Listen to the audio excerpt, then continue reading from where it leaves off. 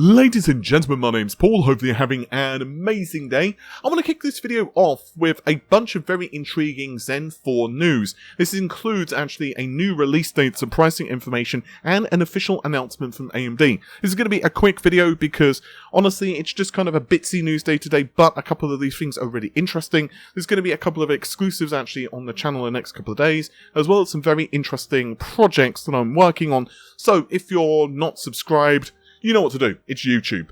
But let's start things out with an official announcement from AMD. There will be a live stream which will be occurring on the 29th of August. I'm about to say the 28th, and that would have been wrong. So the 29th of August, this year of course, and AMD will be enthralling us with all of the information for Ryzen 7000. However, the launch is not going to take place on that day. It's going to be up to a month later. So initially the rumour was that it was the 15th of September. Now that's a date that I first put out as well as a couple of other folks, but there seems to have been some internal decision changes at AMD. Basically, long story short, they are going to be instead releasing the processors on the 27th, again, of September. Now, I'm sure you guys can kind of imagine a few reasons that this is going to take place. One of them is that it's much closer, and that's putting it mildly, to a certain event from another company. But, yeah, it's obviously just extra time for everyone to save a few pennies anyway, and it doesn't hurt anything. It's only a couple of, it's less than a couple of weeks, so it's not a huge amount of deal.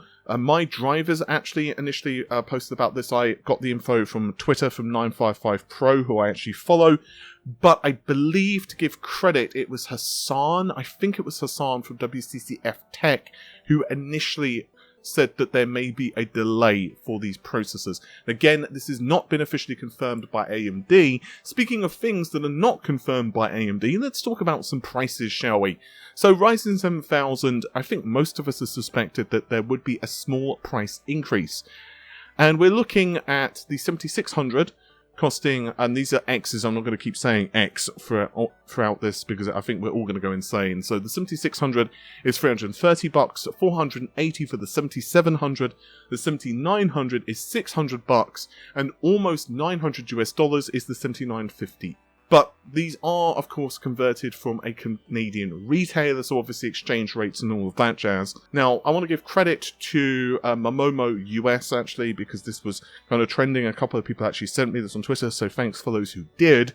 And the website store is PC Canada. Now, I'm going to say something very blindingly obvious, and you guys are going to be like, well, gee whiz, you think? And that is that this is not necessarily official pricing from AMD. These could be placeholder prices. As a little bit of a note, however, I recently mentioned in a video, I think it was a couple of videos ago, I'll try to link it in the video description if I don't forget, but we're actually discussing pricing from an article from videocards.com, and basically I was told that the 7900 XT, sorry, 7900X, not the XT, 7900X was going to be around $600 to $630 US. The 7800 is actually, allegedly anyway, going to be a 10-core part, although, as always, we'll wait and see on that one. But, kicking and screaming our way from that, let's move on to the 13900K, shall we? Because we actually have some benchmarks. This is actually using 7-zip, so we've already had a ton of benchmarks for, of course, Intel's 13th generation. Various samples, not necessarily final retail samples, and that's putting it mildly, have made their way onto various forums and message boards, as I'm sure many of you are aware by now. And gaming results actually seem pretty interesting. But this result is particularly telling. Again, it's 7-zip, so doesn't necessarily tell you the frame rate differences, but the system configuration is actually quite similar. So basically, both systems were using 32GB of DDR5 running at 6400 MTS with the timing of CL32. We don't have any information on the rest of the configuration, like the motherboard, the cooler used, the rest of the settings. So for all we know, this was run in the Antarctic, or the motherboard was basically held together with duct tape. We don't know that stuff. So it's a little difficult to ascertain whether this is indicative of final performance, because obviously this is not most likely a retail sample processor, and we are most likely not looking at, let's say we're not looking at, retail BIOSes.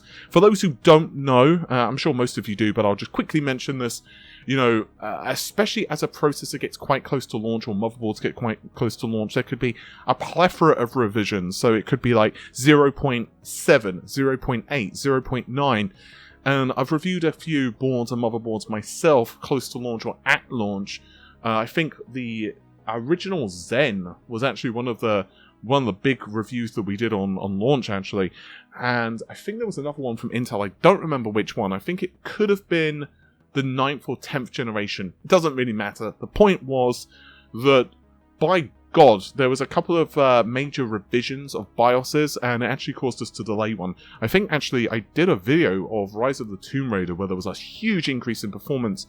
So, basically, what I'm trying to tell you guys is that things can differ quite a lot. There could be bugs fixed, there could be, a number of issues. But getting back to the point of the video, decompression and compression is significantly faster. The 12900K is slower by 20%, and the in compression and in decompression, it's 60% faster than the 12900K. So that is significant. But a lot of this, of course, as many of you know, comes down to the, fact that A, there are more energy efficient cores, but B, there is also a much higher clock frequency. There is also some improvements to the cache and other bits and bobs.